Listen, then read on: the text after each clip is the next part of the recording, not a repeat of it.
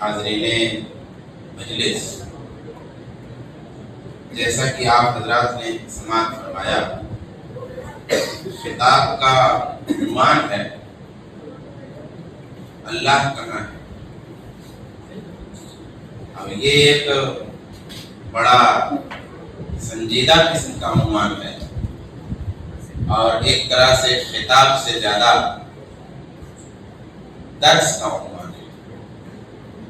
اس شیخ نے بتایا کہ اس موضوع کی ضرورت ہے، اس لیے ہم سب نے اس عنوان کو خطاب کا عنوان بنایا۔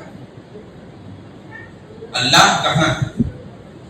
موضوع میں دو حصے ہیں، ایک ہے اللہ، پھر کہاں ہے۔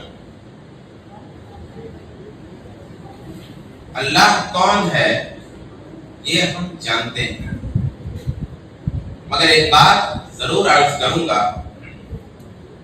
کہ اگر ہم سے ہمارے باپ کے بارے میں گفتگو ہو، ہمارے دادا جان کا تذکرہ اگر کہیں چھڑائے، کہیں ہماری اپنی کامیابیوں کا چرچا ہونے لگے، کہیں مجھے اپنے بارے میں گفتگو کرنی پڑ جائے، تو پھر وقت پہ وقت گزرتا جاتا ہے، باتوں سے باتیں نکلتی آتی ہیں، اپنے گھر کی بات ہے، اپنے خاندان کی بات ہے، اپنے اکابر کی بات ہے، اپنے بزرگوں کی بات ہے، اپنے پیروں کی بات ہے، ان کے کرامتوں کی بات ہے، ان کی کامیابیوں کی بات ہے، ان کی بلندیوں کی بات ہے۔ باتوں سے باتیں نکلتی ہیں، افسانے نکلتے ہیں، قصے نکلتے ہیں، کہانیاں نکلتی ہیں، سچ نکلتا ہے، سچ کی کوکھ سے جھوٹ نکلتا ہے، جھوٹ نکلتا ہے، جھوٹ کی کوکھ سے سچ کی باتیں ہوتی ہیں، کچھ جھوٹ ہوتا ہے، کچھ سچ ہوتا ہے۔ الغرض کہانی میری ہو، کہانی میرے گھر کی ہو، کہانی میرے پیر کی ہو، کہانی میرے غوث کی ہو، کہانی کسی اور کی ہو، وہ کہانی شروع ہوتی ہے، ختم نہیں ہونے کا نام۔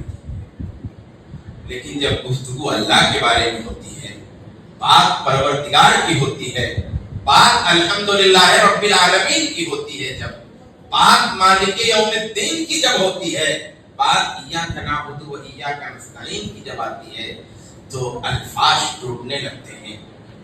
وہ دریاؤں سی روانی، وہ سمندروں کا جو خروش اپنی ذات کے بارے میں بتانے میں تھا، وہ خروش مدھم ہو جاتا ہے، گفتگو کی وہ ہوا رکنے سے لگتی ہے، جملوں میں وہ چہک نہیں باقی رہتی، ایک دو جملے نکلتے ہیں، گھٹن سی ہوتی ہے، سانس ٹوٹنے لگتی ہے، الفاظ کھونے لگتے ہیں، بات نہیں کر پاتے۔ تو حقیقت میں ہم نے اپنے اللہ کو نہیں پہچانا۔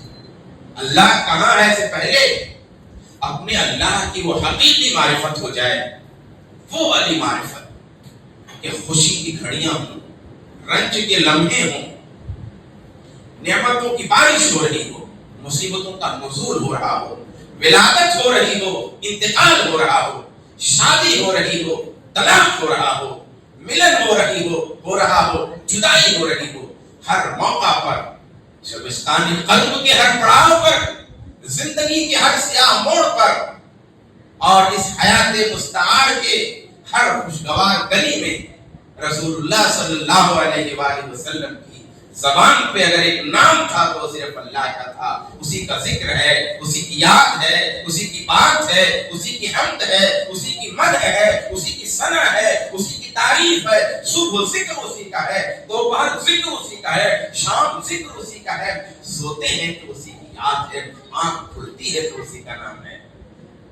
نیند آ رہی ہے، نیند کے آغوش میں انسان جا رہا ہے، اللہم بعزمک اموت واحیا، کروٹیں دے رہا ہے، دعائیں پڑھ رہا ہے، آنکھ کھلتی ہے، دعائیں پڑھ رہا ہے، اور جب صبح ہونے لگتی ہے، سحر رخصت ہونے لگتی ہے، تو پھر زبان پہ ہے الحمدللہ الذی احیانا بعد ما اماتنا والیہ النشور۔ ایک میرے بیٹے کی کامیابی ہوتی ہے، ایک میرا گھر بنتا ہے، ایک میری دکان چمکتی ہے، تو ہم بیان فرماتے ہیں ارے مولوی صاحب یہ سب ایسے نہیں ہوا، میں نے بڑی محنتیں کی ہیں۔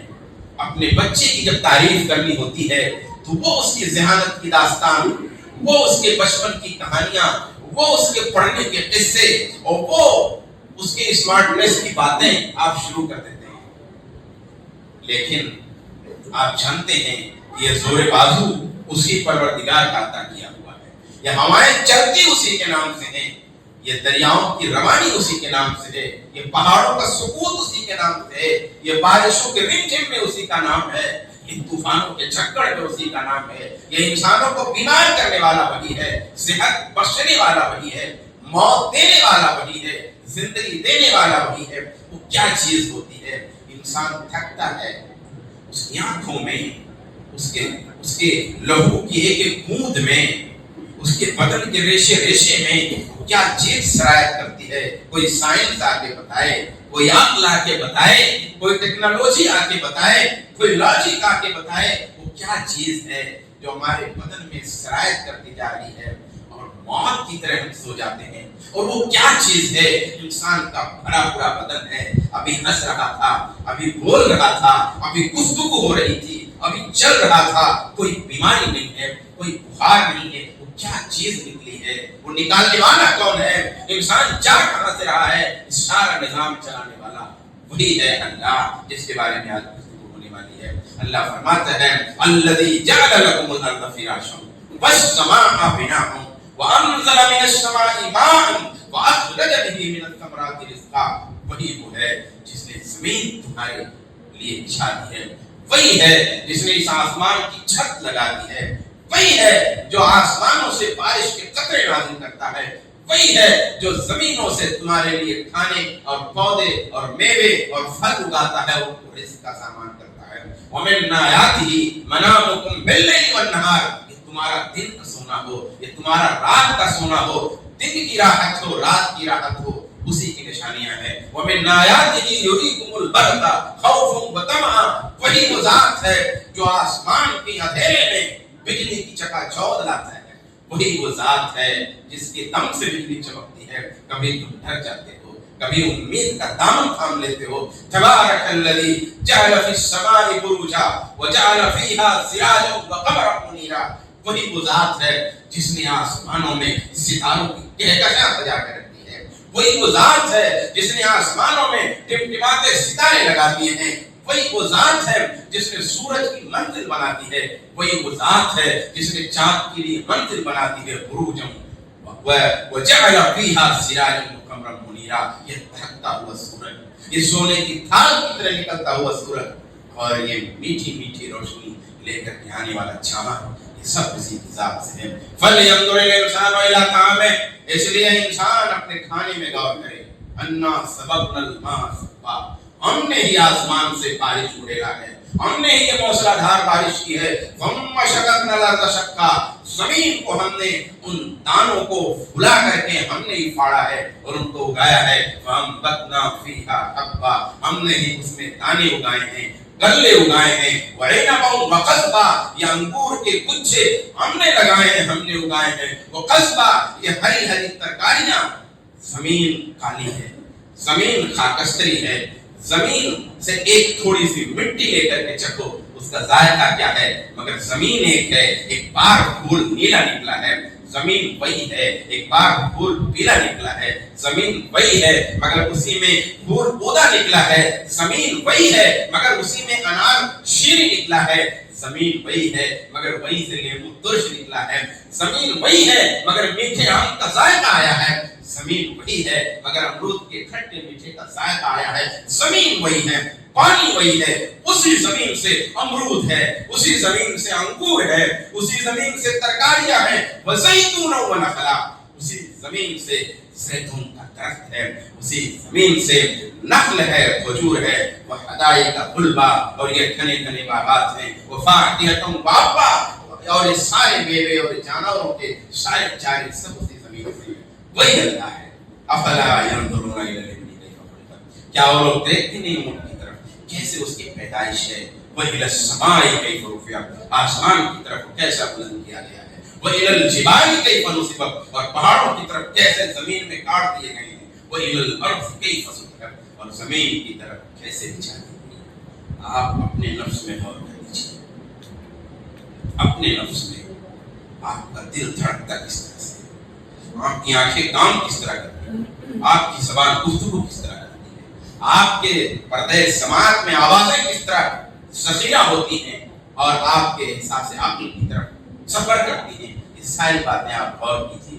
وہی اللہ ہے، وہی اللہ ہے. اسی اللہ پہ آج گفتگو ہونے والی ہے کہ وہ کہاں، اسی اللہ پہ آج گفتگو ہونے والی ہے کہ وہ کہاں ہے. اب کچھ لوگ کہتے ہیں کہ ان اللہ فی کل مکان، اللہ ہر جگہ ہے. صحیح عقیدہ والے بھی کہتے ہیں اللہ ہر جگہ ہے بعض دفعہ، اور غلط عقیدہ والے بھی کہتے ہیں اللہ ہر جگہ ہے. مطلب کیا ہے؟ دیکھیے، اگر کوئی کہتا ہے اللہ ہر جگہ ہے مگر اس کا مطلب یہ ہے کہ اللہ کا علم ہر جگہ ہے، اس کا مطلب یہ ہے کہ اللہ کی تدبیر ہر جگہ ہے، اس کا مطلب یہ ہے کہ اللہ کا دیکھنا ہر جگہ ہے، اس کا مطلب یہ ہے اللہ کی سطوت ہر جگہ ہے، اس کا مطلب یہ ہے اللہ کی شان ہر جگہ ہے، اس کا مطلب یہ ہے کہ اللہ کی قہاریت ہر جگہ ہے. اگر مطلب یہ ہے تو ٹھیک ہے، تعبیر درست نہیں ہے لیکن معنی ٹھیک ہے. لیکن اگر اس کا مطلب یہ ہے کہ مرچی میں اللہ ہے، یہاں بھی اللہ ہے، کنکر میں اللہ ہے، پیپل میں اللہ ہے، برگد میں اللہ ہے، سمندر میں اللہ ہے، سورج میں اللہ ہے، چاند میں اللہ ہے، پیر میں اللہ ہے، بچے میں اللہ ہے، انسان میں اللہ ہے، شیطان میں اللہ ہے. اگر ان اللہ فی کل مکان کا یہ مطلب ہے تو پھر یہ مطلب کفر بھی ہو سکتا ہے، شرک بھی ہو سکتا ہے، بدعت بھی اس کو کہہ سکتے ہیں. الگ الگ درجات ہوں گے، جیسا عقیدہ ہوگا ویسے درجات ہوں گے. تو ظاہر سی بات ہے کہ اللہ ہر جگہ ہونے کا یہ تصور باطل ہے. اس لیے اللہ تبارک و تعالی سے ادب کا یہ تقاضا ہے. اللہ تبارک و تعالی کے جلال اور اس کے جمال اور اس کی شان اور اس کے قہر اور اس کے جبر کا تقاضا یہ ہے کہ اس کے لیے الفاظ جو ہم استعمال کریں وہ الفاظ بڑے سنبھلے ہوئے، ان الفاظ میں بڑا لحاظ کیا گیا ہو، ان الفاظ میں بڑا ادب ہو، بڑی تعظیم ہو، ایسے الفاظ استعمال کیے جائیں. میں اس کی ایک مثال دیتا ہوں. حضرت ابراہیم علیہ السلام اللہ تبارک و تعالیٰ کا تعارف کرا رہے ہیں کہ جب میں بھوکا ہوتا ہوں مجھے کھانا وہی کھلاتا ہے، پیاسا ہوتا ہوں پانی وہی پلاتا ہے، مجھے وہی زندگی دیتا ہے، وہی موت دیتا ہے، وہی میری رہنمائی کرتا ہے. لیکن جب بیماری کی بات آتی ہے تو کہتے ہیں جب میں بیمار ہوتا ہوں تو وہ شفا دیتا ہے. حالانکہ بیمار کرنے والا کون ہے؟ اللہ ہے. بیماری کہاں سے آتی ہے؟ اللہ کی طرف سے آتی ہے، اللہ کی مشیت سے آتی ہے، اللہ کی حکمت سے آتی ہے.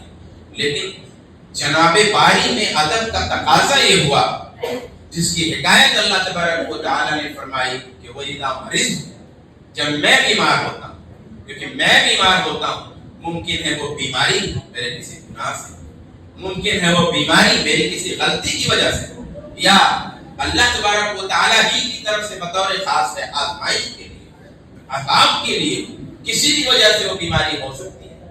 اس لیے بیماری جو ایک شر ہے حالانکہ اللہ کی طرف سے ہے مگر ادب کے طور پہ اس کی نسبت نہیں کی اللہ کی طرف سے، لیکن شفا بھی اللہ ہی کی طرف سے ہے مگر اس کی نسبت اللہ تبارک و تعالی کی طرف ہے. حالانکہ اگر استعمال کریں تو یہ غلط نہیں، لیکن جب ادب کا تقاضا اس طرح سے ہے تو اللہ تبارک و تعالی کی ذات کے بارے میں جب کلام کرنا ہو، اللہ تبارک و تعالی کے بارے میں جب کوئی بات کرنی ہو، جب کوئی گفتگو کرنی ہو تو ادب کا تقاضا حد ادب بہت زیادہ ملحوظ رکھنا ہے. ہمارے یہاں معاملہ تو یہ ہے کہ قرآن گر جائے تو ادب ہے، رسول اللہ کا نام آئے تو ادب ہے، رسول اللہ کی نعت پڑھنی ہے تو ادب ہے.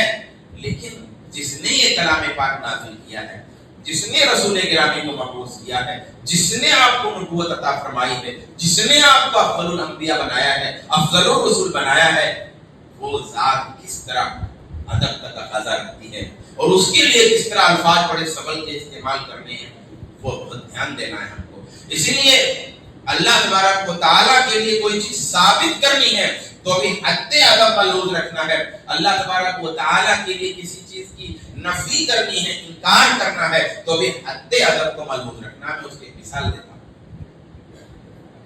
مثال کے طور پہ اللہ تبارک و تعالیٰ کے لیے ہاتھ کا لفظ آیا ہے، ہم وہ استعمال کریں گے. اللہ تبارک و تعالیٰ کے لیے ساتھ کا لفظ آیا ہے، ہم وہ استعمال کریں گے. لیکن اللہ تبارک و تعالیٰ کے لیے جسم کا لفظ نہیں آیا ہے. حد ادب یہ ہے کہ جسم کا لفظ ہم استعمال نہیں کریں گے جب ثابت ہو، جب اس بات کریں گے. ایسے ہی نفی جب کریں گے تو جن باتوں کی نفی اللہ تبارک و تعالیٰ نے کی ہے ان کی نفی کریں گے، یا جب ضرورت داعی ہو تب نفی کریں گے، لیکن بغیر ضرورت کے نفی نہیں کریں گے. جیسے یہ نہیں کہیں گے اللہ مٹی نہیں ہے، یہ نہیں کہیں گے اللہ انسان نہیں ہے، اللہ حیوان نہیں ہے، اللہ جوہر نہیں ہے، اللہ فلاں نہیں ہے، اللہ فلاں نہیں، اگرچہ نہیں، لیکن کہیں گے نہیں. کیوں؟ میں ایک مثال سے سمجھاتا ہوں. ایک بادشاہ ہے، ایک وزیر، ایک عالم دین، ایک شیخ ہے، ایک محترم شخصیت ہے. آپ نے اس کی تعریف کرنی.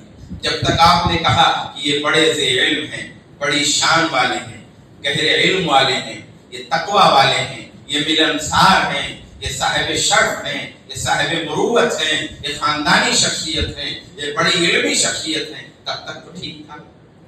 لیکن جب آپ نے کہا یہ جاہل نہیں ہے، یہ چور نہیں ہے، یہ بدماش نہیں ہے، یہ چغل خور نہیں ہے، یہ زانی نہیں ہے، تو سب کچھ نہیں ہے. لیکن پھر کیا ایسے ہی تعریف کی جاتی ہے؟ وہ سب کچھ نہیں ہے، وہ زانی بھی نہیں ہے، وہ چور بھی نہیں ہے، وہ چغل خور بھی نہیں ہے، وہ جاہل بھی نہیں ہے، وہ حیوان اور جانور بھی نہیں، سب کچھ نہیں ہے، لیکن تعریف کا یہ انداز حد ادب کے مخالف ہے. اس لیے جب ذات باری پہ گفتگو کرنی ہو، چاہے اس بات میں گفتگو کرنی ہو، چاہے نفی میں گفتگو کرنی ہو، شریعت نے جو حدود بتائی ہیں، شریعت نے جو قیود بتائے ہیں، شریعت نے جو پابندیاں لگائی ہیں، شریعت نے ادب کا جو گھیرا باندھا ہوا ہے، ادب کے اس احاطے سے مجال میں ہمیں باہر نہیں ہونا چاہیے. تو اللہ کہاں ہے؟ اس کا سیدھا سا جواب تو یہ ہے کہ اللہ بلندی پر ہے، اللہ اوپر ہے. کتنا؟ کہاں؟ عرش کے اوپر. یہیں تک نام لے سکتے ہیں. نام کہاں تک لے سکتے؟ عرش تک. نام کہاں تک لے سکتے؟ آسمان تک. نام کہاں تک لے سکتے؟ ساتویں آسمان تک. نام کہاں سے لے سکتے؟ کرسی تک. نام کہاں تک لے سکتے؟ عرش تک. عرش کے بعد کوئی نام نہیں. عرش کے بعد کوئی نام نہیں. عرش کے بعد کوئی شے نہیں ہے. عرش کے بعد کوئی چیز نہیں ہے. عرش سے اوپر صرف اللہ ہے. اس لیے ہم کہتے ہیں اللہ عرش پر مستوی ہے، یعنی اللہ عرش کے اوپر ہے. اب عرش کے بعد کسی چیز کا نام نہیں لینے رہ گیا. عرش کے اوپر اللہ عرش کے اوپر ہے. اس کا مطلب یہ نہیں ہوتا ہے اللہ عرش پر بیٹھا ہے، اللہ عرش پر کھڑا ہے، اللہ فلاں ہے، اللہ ٹھیکا ہے. یہ سب تعبیرات نہیں ہیں. الرحمن علی العرش استوى، اللہ عرش پر مستوی ہے.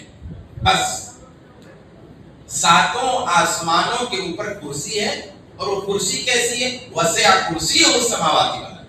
وہ کرسی آسمان و زمین کو گھیرے ہوئی ہے، اور وہ کرسی یہ کرسی نہیں، یہ کرسی نہیں. بس کرسی کا یہ معنی نہیں ہے. اس کی کیفیت اللہ جانتا ہے. اور کرسی کے اوپر عرش ہے، اور عرش کے اوپر اللہ ہے، اور اس کے اوپر جواب دیتے ہیں اللہ عرش پر مستوی ہے، یعنی عرش کے اوپر ہے، اس سے اوپر کچھ بھی نہیں. یہ ہمارا عقیدہ ہے. آئیے دلیلیں سن لیتے ہیں. بہت سیدھا سا مسئلہ ہے، یعنی کوئی ایسا پیچیدہ عنوان نہیں ہے، اور اگر لوگوں نے پیچیدگی پیدا بھی کر دی ہے تو میں بہت سمپل راستے سے آپ کو لیتے چلوں، کسی فلسفہ کے راستے سے نہیں، کسی منطق کے راستے سے نہیں، اسی فطرت کے راستے سے جو ہر دل کی آواز ہے، ہر زبان کی پکار ہے، ہر آنکھ کا نور ہے. وہی أَأَمِنْتُمْ مَنْ فِي السَّمَاءِ أَنْ يَخْسِفَ بِكُمُ الْأَرْضَ فَإِذَا هِيَ تَمُورُ. کیا تم مطمئن ہو اس ذات سے جو آسمان میں ہے کہ تمہیں زمین میں دھسا دے اور وہ ایک لرزنے لگے؟ آسمان میں ہے، یعنی بلندی پر ہے، اوپر ہے. قرآن کہہ رہا فی السماء، آسمان میں ہے. یخافون ربهم من فوقهم ویفعلون ما یؤمرون، کہ وہ لوگ اپنے رب سے ڈرتے ہیں من فوقهم، ان کے اوپر سے. یعنی تفسیر میں کہتے ہیں علامہ شوکانی الملائکۃ یخافون ربهم حال کونہم من فوقہم، یعنی فرشتے اپنے پروردگار سے ڈرتے ہیں اس حال میں کہ ان کا پروردگار ان کے اوپر ہے، ان کا پروردگار ان کے اوپر ہے۔ اگر فی کل مکان ہوتا تو اوپر بھی ہوتا، نیچے بھی ہوتا، دائیں بھی ہوتا، بائیں بھی ہوتا، ہر طرف بھی ہوتا۔ قرآن پاک میں کوئی ایک لفظ نہیں یخافون ربهم من کل مکان، ایسا نہیں ہے یخافون ربهم من فوقہم، وہ لوگ اپنے رب سے ڈرتے ہیں جو رب ان کے اوپر ہے، یعنی فرشتے۔ وَهُوَ الْقَاهِرُ فَوْقَ عِبَادِهِ وَهُوَ الْحَكِيمُ الْخَبِيرُ، وہ غالب ہے اپنے بندوں کے اوپر، وہ حکیم بھی ہے خبیر بھی ہے۔ اب سوال اٹھتا ہے جب وہ بلندی پر ہے، جب وہ عرش کے اوپر ہے، دیکھتا کیسے ہے، سنتا کیسے ہے، تدبیر کیسے کرتا ہے، لوگوں کا ساتھ کیسے دیتا ہے، لوگوں کی قربت کیسے نبھاتا ہے، کیسے یہ سب کرتا ہے؟ کہا خبیر، کہا خبیر۔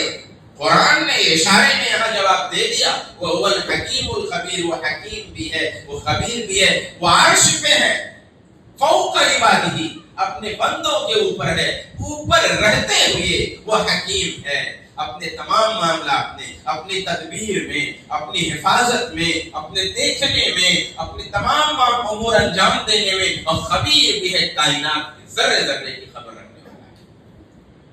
تعرج الملائکۃ والروح الیہ فی یوم کان مقدارہ 50,000 سنہ، کہ فرشتے چڑھتے ہیں، والروح الیہ، اور روح الیہ اس کی طرف، فی یوم کان مقدارہ 50,000 سنہ، ایک ایسے دن میں جس کی مقدار 50,000 سال ہے۔ اب یہ فرشتے چڑھتے ہیں، بھئی اگر عرجہ یا رجوع کا معنی چڑھنا نہ کیا جائے تو پھر معراج نہیں ثابت کر پائیں گے، معراج نہیں ثابت کر پائیں گے، کیونکہ معراج کا مطلب یہ چڑھنا۔ تو اللہ کے رسول اوپر کی طرف چڑھ کے گئے، یہ ہواؤں سے، یہ فضاؤں سے، یہ خلاؤں سے، یا آسمانوں سے ہوتے ہوئے اللہ کے رسول معراج میں گئے، بلندی پہ گئے، چڑھتے ہوئے گئے۔ آپ ان ہواؤں کو رونقتے ہوئے، خلاؤں کو رونقتے ہوئے، فضاؤں کو رونقتے ہوئے، آسمانوں پہ قدم رکھتے ہوئے گئے معراج۔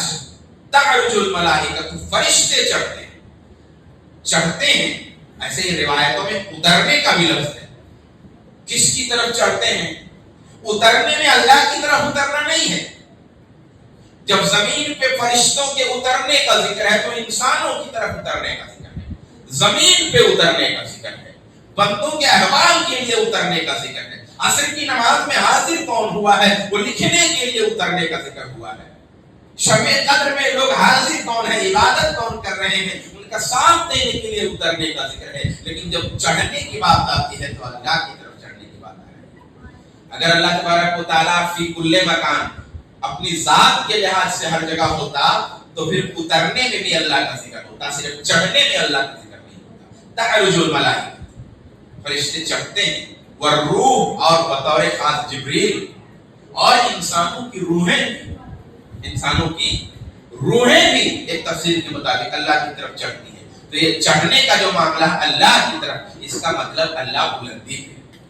ان ربکم اللہ الذی خلق السماوات والارض فی 6 ایام ثم استوى علی العرش، پھر عرش پر مستوی ہو گیا، عرش پر بلند ہو گیا، اور رحمان علی العرش استوى، رحمان عرش پر مستوی ہوا۔ اللہ، یہ تو پرانی دلائل ہو گئے، کچھ حدیثوں سے دلائل دے دیتے ہیں، بات سیدھا سا مسئلہ ہے۔ میں نہیں سمجھتا کہ ذرا سا بھی کوئی کنفیوژن ہو رہا ہو، ایک دم سیدھا اور سپاٹ مسئلہ ہے۔ فطرت چیز کے جو ہے اعلان کرتی ہے اس مسئلے کا۔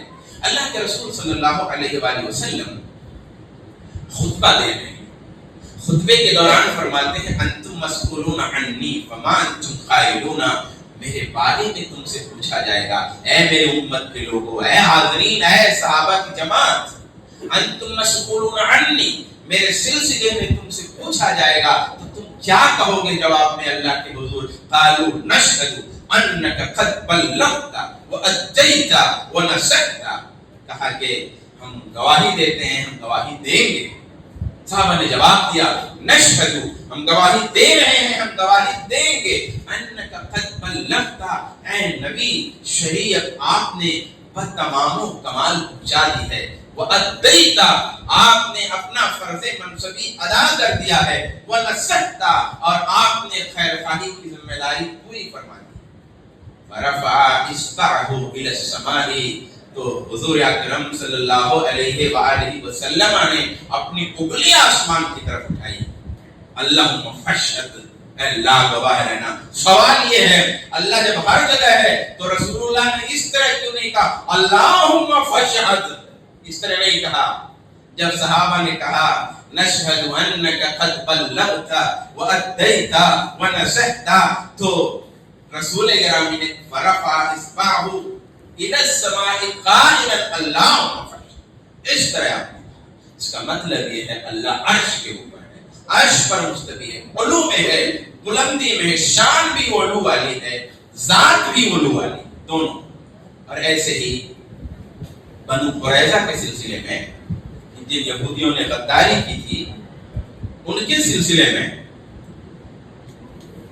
اللہ کے رسول صلی اللہ علیہ وآلہ وسلم نے جناب سعد رضی اللہ تعالی عنہ کو فرمایا کہ آپ فیصلہ کرو، کیونکہ بنو قریظہ کے لوگوں کا بھی یہ کہنا تھا کہ یہ فیصلہ کریں گے، ان کا فیصلہ ہم مانیں گے۔ ہمارے سلسلے میں ہم نے جو غداری کی ہے، ہم نے جو قاتلانہ جرم کیا، ہم جو جنگی جرم کے مرتکب ہوئے ہیں، ہم جو غداری کے مرتکب ہوئے ہیں، ہم جو دیش دروہ کے مرتکب ہوئے ہیں، آتنکواد کے مرتکب ہوئے ہیں، دہشت گردی کے مرتکب ہوئے ہیں، تو اس کے لیے ان کا فیصلہ ہمیں قابل ہے، ہمیں قبول ہے۔ تو حضرت سعد نے فیصلہ کیا۔ جب حضرت سعد نے فیصلہ کیا تو رسول اور آپ کی اجازت سے، یہ معلوم ہوا رسول اللہ کی موجودگی میں رسول اللہ کی اجازت سے اجتہاد ہو سکتا ہے۔ بہرحال اللہ کے رسول نے اجازت دیا اور اللہ کے رسول موجود تھے، اپنے اجتہاد سے حضرت سعد نے فیصلہ فرمایا، اور آپ کے اس فیصلے پر رسول اللہ کا کمنٹ ملاحظہ کیجئے، لَقَدْ حَكَمْتَ فِيهِمْ بِحُكْمِ اللَّهِ فَوْقَ سَبْعِ سَمَاوَاتٍ، کہ تو نے ان کے بارے میں وہ فیصلہ کیا ہے جو 7 آسمانوں کے اوپر اللہ کا فیصلہ۔ تو 7 آسمانوں کے اوپر کہا، کبھی زمینوں کے نیچے بھی کہا، کبھی فی کل مکان نہیں کہا، کبھی کوئی اور جگہ کا بھی نام نہیں لیا۔ وہ مشہور زمانہ روایت ہے، ایک لوٹی کے ساتھ غلطی ہو گئی صحابی کی، پچھتائے، سوچا آزاد کر دوں، نبی کریم کے پاس لے کے آئے، اللہ کے رسول ایسا ہو گیا ہے، میں اسے آزاد کرنا چاہتا ہوں۔ اللہ کے رسول نے اس کا امتحان لیا، کہا این اللہ، لوٹی سے پوچھا این اللہ کی روایتوں میں اور بہت سارے الفاظ ہیں لیکن میں دیکھ نہیں سکا کہ تم کی تحقیق کیا ہے، یہ روایت صحیح ہے۔ این اللہ، اللہ کہاں ہے؟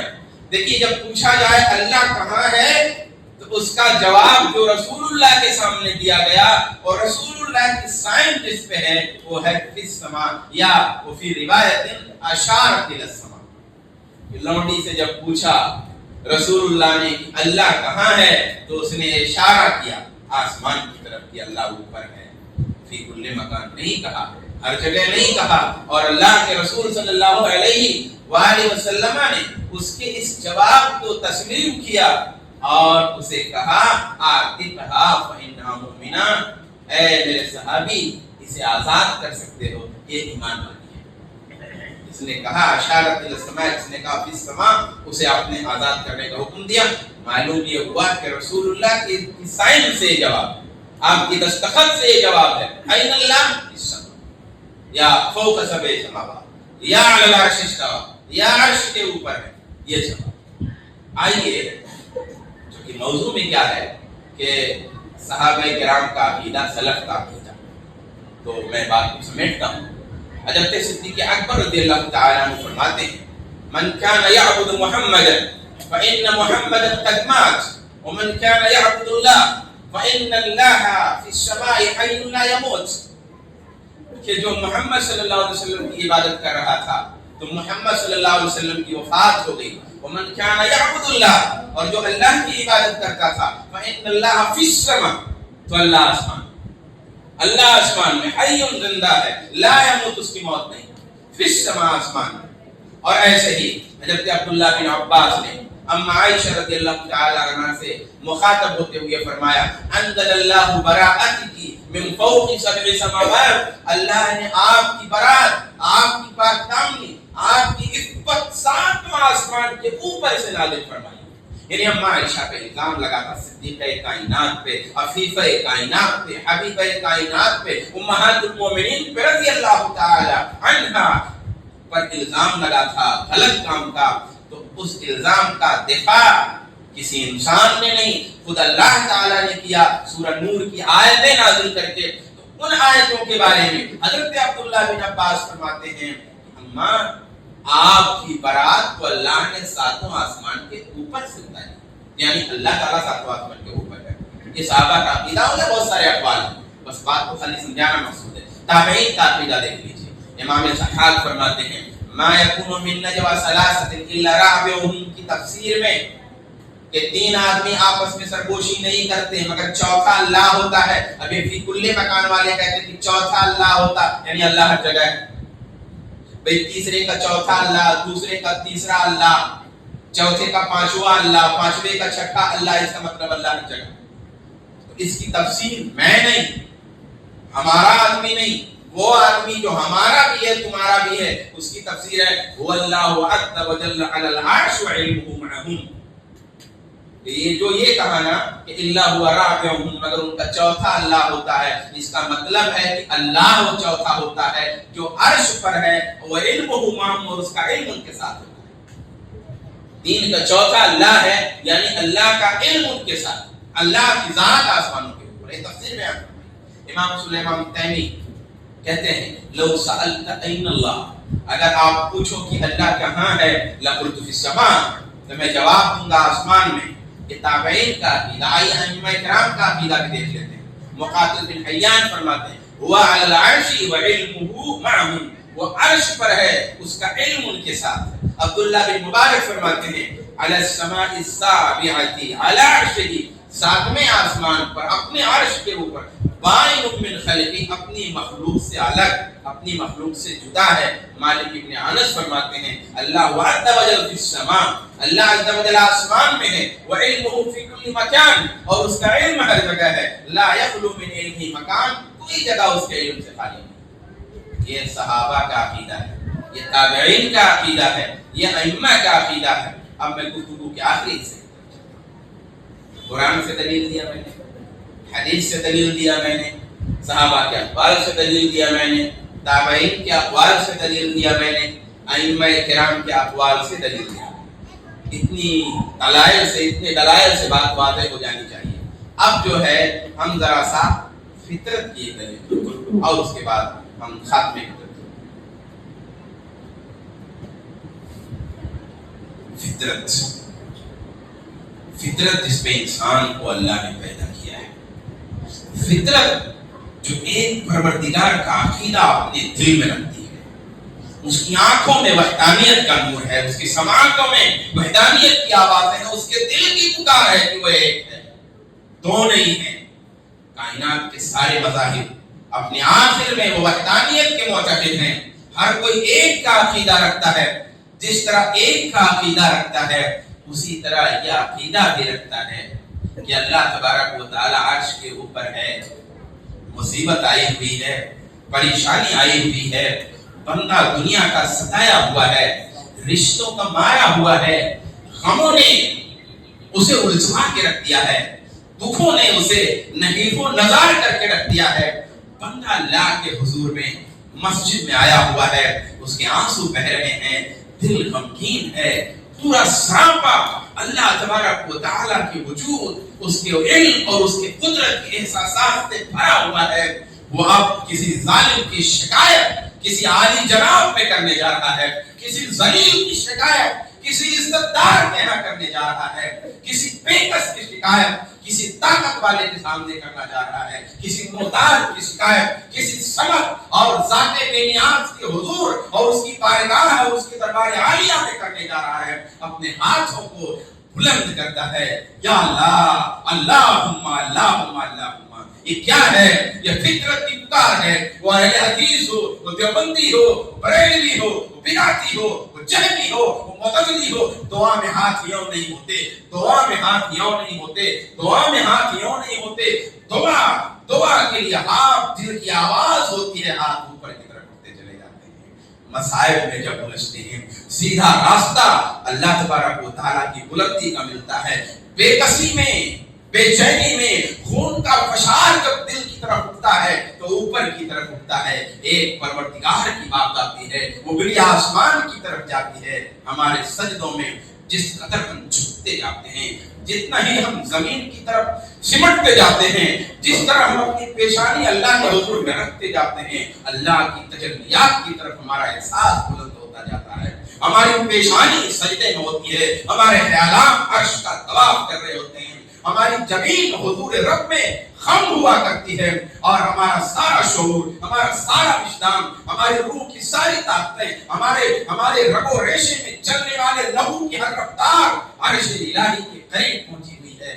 دعاؤں کی ہر دھڑکن اور ہر آواز اللہ تبارک و تعالیٰ کی جناب میں بلندی کی طرف سفر کر رہی ہے۔ یہ فطرت دعاؤں کی پکار رہی ہے، یہ فطرت سجدوں کی پکار رہی ہے، یہ دھڑکن دل کی پکار رہی ہے، یہ ہاتھوں کے اشارے اور ان کا ارتعاش اور ان کی لرزش پکار رہی ہے کہ اللہ آسمان پہ ہے۔ کوئی دلیل نہ ہو، کوئی آیت نہ ہو، کوئی حدیث نہ ہو، کسی کا قول نہ ہو، تب بھی انسان کی فطرت یہ پکارتی ہے کہ وہ کرے۔ اب آئیے آخر میں ایک دو شبہ بیان کرنے میں بات ختم کرتا ہوں۔ ہمارے مقرر حضرات کی تشریف لا چکے ہیں، مجھے بھی دور جانا ہے، تو شبہات میں پیش کر دیتا ہوں اور باقی شبہات کو بھی پر قیاس کر لیجیے۔ ایک شبہ ہے کہ وَهُوَ مَعَكُمْ أَيْنَمَا كُنْتُمْ وَاللَّهُ بِمَا تَعْمَلُونَ بَصِيرٌ، کہ تم جہاں بھی رہو وہ تمہارے ساتھ ہوتا ہے، تم جہاں بھی رہو وہ تمہارے ساتھ ہوتا ہے۔ اب سوال یہ ہے کہ جو جہاں بھی رہو تمہارے ساتھ ہوتا ہے، اس کا مطلب ہے، تو اس کا مطلب یہ ہے کہ وہ اپنے علم کے لحاظ سے تمہارے ساتھ ہوتا ہے۔ یہی عقیدہ ابن جریر طبری کا ہے، یہی تفسیر ابو الحسن اشعری کی ہے، یہی تفسیر ابو بکر آجوری کی ہے، یہی تفسیر امام بہقی کی ہے، یہی امام ابن عبد البر کی ہے، یہی علامہ قرطبی کی ہے، یہی حافظ ابن کثیر کی ہے۔ سارے لوگوں کی تفسیر ہے، سارے لوگوں کی تفسیر ہے۔ اب سوال یہ اٹھتا ہے کہ یہاں جب ہے وَهُوَ مَعَكُمْ أَيْنَمَا كُنْتُمْ، کہ وہ تمہارے ساتھ ہوتا ہے، تم جہاں بھی ہوتے ہو، تو یہاں علم کا معنی بیان کرتے ہو۔ تو جب الرحمن علی العرش استویٰ آیا، رحمان عرش پہ مستوی ہے، تو وہاں کیوں نہیں کہتے کہ اپنے علم اور اپنی طاقت کے لحاظ سے مستوی ہے؟ بھئی یہ والی، یہ تعبیر، یہ تشریح اس آیت میں کر لو نا، یہ کہا جا سکتا ہے۔ تو اس لیے یہ بات غلط ہے کہ ان آیتوں کی تشریح صاف صاف آئی حدیث میں، ان آیتوں میں بہت کلیئر وضاحت ہے، وہ محکم آیت ہیں، اور ان آیتوں کی وضاحت ائمہ مفسرین کے ہاں، صحابہ کے ہاں، تابعین کے ہاں آئی ہوئی، وہ کیا کہ وہ عرش کے اوپر ہے۔ اس لیے ہم وہاں تعبیر نہیں کر سکتے، وہاں اپنی کوئی تشریح ہم نہیں کر سکتے، وہ محکم ہے، وہ بیس ہے، اس بیس پر ہر چیز کی بنیاد اٹھے گی، ہر چیز کی، اس لیے ہم وہاں کوئی تعبیر نہیں کر سکتے۔ ایسے ہی ابھی جو میں نے ایک حدیث پیش کی تھی کہ این اللہ، اللہ کہاں ہے، کافی سما آسمان ہے، یا اشارت الی سما، آسمان کی طرف اشارہ کیا۔ سوال یہ ہے کہ اگر کوئی غیر مسلم ایمان لانا چاہ رہا ہے تو کیا اگر اس نے یہ کہہ دیا کہ اللہ آسمان میں ہے اور یہ عقیدہ رکھ لیا تو کیا وہ مومن ہو جائے گا؟ بھائی وہابی اگر یہ عقیدہ بیان کرتے ہیں کہ اللہ آسمان میں اور اللہ کے رسول نے کہا کہ عاطفہ فإنہ مومنہ، اسے آزاد کر دو کہ وہ مومنہ ہے، تو کوئی غیر مسلم اگر یہ عقیدہ رکھے کہ اللہ عرش کے اوپر ہے تو کیا یہ عقیدہ اس کا کافی ہو جائے گا؟ نہیں کافی ہوگا۔ تو پھر یہاں سے کیوں دلیل لیتے ہو؟ تو ہم کہیں گے یہ امتحان کا مقام ہے۔ یہ کیا لے رہے تھے اللہ کے رسول؟ یہ امتحان لے رہے تھے۔ امتحان میں آپ پابند کسی کو نہیں کر سکتے اور رسول اللہ کو بھی نہیں کر سکتے، بطور خاص رسول اللہ کو۔ تو امتحان کے مقام میں اس طرح کے سوالات پوچھے جائیں گے اور اس کا جواب جب آئے گا تو اس کا یہی حکم ہوگا۔ لیکن جب کوئی ایمان لاتا ہے تو وہاں امتحان کا موقع نہیں۔ ایک اور آیت ہے کہ وَإِذَا سَأَلَكَ عِبَادِي عَنِّي فَإِنِّي قَرِيبٌ، میرے بندے جب میرے بارے میں پوچھیں تو بتا دو کہ میں قریب، اجیب دعوت الداعی، میں پکارنے والے کی پکار کو سنتا ہوں، اذا دعانی، جب وہ مجھے پکارے۔ اس کا کیا مطلب ہے؟ قریب ہوں میں، قریب ہوں۔ ایک جگہ ہے تمہاری لگے جان سے بھی زیادہ قریب، تو قریب ہونے کا کیا مطلب؟ تو کہا کہ فإنی قریب من بعلمی، یہ علامہ سیوطی کی تفسیر ہے۔ علامہ سیوطی وہ ہیں جو بدعتی دین کو مانتے ہیں اور وہ تفسیر کر رہے ہیں کہ قریب کا مطلب ہے میرے علم کے لحاظ سے میں تمہارے قریب، میری حفاظت کے لحاظ سے میں تمہارے قریب۔ میرے جو ہے علم کے لحاظ سے تمہارے قریب، عبارت عن کونہ تعالی سامعا لدعائی، تمہاری دعاؤں کو سننے کے حوالے سے تمہارے قریب۔ یہ دو تین شبہات میں نے ابھی عرض کیے جن کا میں نے مختصر میں جواب دیا ہے۔ میرے بھائیوں، اب ایک سوال یہ ہے، میں ختم کروں کہ اللہ عرش کے اوپر ہے۔ اب آپ کو کوئی اور سوال آپ کے ذہن میں آ سکتا ہے کہ نہیں؟ عرش کے اوپر کیا ہے؟ عرش کے اوپر اللہ ہے تو کیسے ہے؟ اللہ آسمان سے نزول کرتا ہے تو کیسے ہے؟ آسمان دنیا پہ اللہ نزول کرتا ہے تو کیسے نزول کرتا ہے؟ عرش پر مستوی ہوا تو کیسے ہوا؟ کس طرح ہوا؟ اس کی ذات کیسی ہوگی؟ اس کی ذات کا کیا رنگ روپ ہوگا؟ اس کی ذات کا کیا اسٹرکچر ہوگا جس کو ہم تصور میں لائیں؟ یہ سوال بنتا ہے نا؟ بنتا تو نہیں لیکن آ سکتا ہے۔ تو اس کا جواب میں ایک کر کے بات ختم کروں گا کہ دیکھیے، ہماری نگاہوں کی ایک حد ہے۔ ہم آسمان کی طرف جب نظر اٹھاتے ہیں تو وہ ستارے، وہ سیارے جو ہماری زمین سے کئی گنا بڑے ہیں، چھوٹے چھوٹے دکھتے ہیں۔ کچھ ستاروں کی روشنی ہم کو نظر ہی نہیں آتی ہے کہ نہیں ہے؟ دور جاتی ہوئی گاڑی دھند میں غائب ہو جاتی ہے، ہم کو نظر نہیں آتی۔ سمندروں کی طرف نظر ڈالتے ہیں، کچھ دور تک تو پانی نظر آتا ہے، اس کے بعد ایک دھند سا دکھائی دیتا ہے کہ نہیں ہے؟ کتاب کی لکھی ہوئی سطریں اور کتاب میں لکھی ہوئی عبارتیں اور جملے ذرا اس دیوار پہ اگر چپکا دی جائیں چھوٹے سے صفحے کو، اور یہاں سے دیکھ کر کے پڑھنا چاہے تو پڑھ نہیں سکتے، کیونکہ نگاہ کی حد ہے۔ ہمارا کان ہے، ہمارے کان میں سننے کی ایک حد ہے۔ کوئی آواز بہت دور ہے، وہ دور کی آواز ہمارے کان نہیں سن سکتے۔ ہمارے کانوں کی ایک حد ہے، ہمارے ناک کی ایک حد ہے۔ ہر چیز ہم سونگھ نہیں سکتے۔ اگر ہر چیز سونگھنے لگ جائیں تو بے ہوش ہو جائیں گے، ناک کے پردے پھٹ جائیں گے۔ اگر ہر چیز سنائی دینے لگے تو کان کے پردے پھٹ جائیں گے۔ ہم بہت ساری چیزیں سن نہیں سکتے، ہماری کان کی حد ہے۔ ہم بہت ساری چیزیں سونگھ نہیں سکتے، ہماری ناک کی حد ہے۔ ہم بہت ساری چیزیں دیکھ نہیں سکتے، صحیح شکل میں دیکھ نہیں سکتے۔ ادھر دکھ رہا ہے، ادھر نہیں دکھ رہا ہے ہم کو، یہ ہماری آنکھ کی حد ہے۔ اسی طرح ہماری عقل کی بھی حد ہے، ہماری عقل کی بھی ایک حد ہے۔ ہماری عقل کی چونکہ ایک حد ہے، اس لیے ہماری عقل جب محدود ہے، اللہ لامحدود ہے۔ ہماری عقل کمزور ہے، اللہ طاقتور ہے۔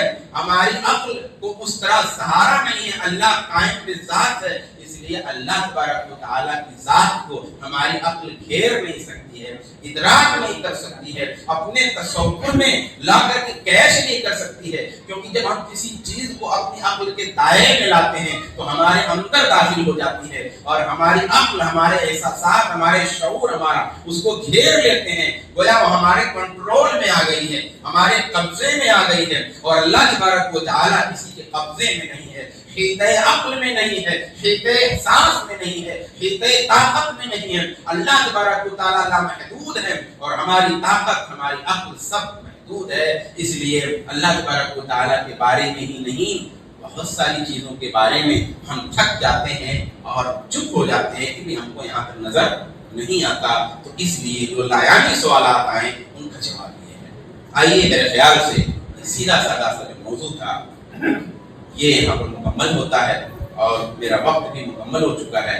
اللہ تبارک و تعالیٰ سے دعا ہے کہ اللہ تبارک و تعالیٰ مجھ کو، آپ کو اللہ تبارک و تعالیٰ کی ذات کی معرفت نصیب فرمائے، اس کا صحیح عقیدہ نصیب فرمائے، اس کے احکام پر اور اس کے بھیجے ہوئے نبی کی حدیثوں پر عمل کرنے کی توفیق عطا فرمائے۔ آمین ثم آمین یا رب العالمین۔ وآخر دعوانا الحمدللہ۔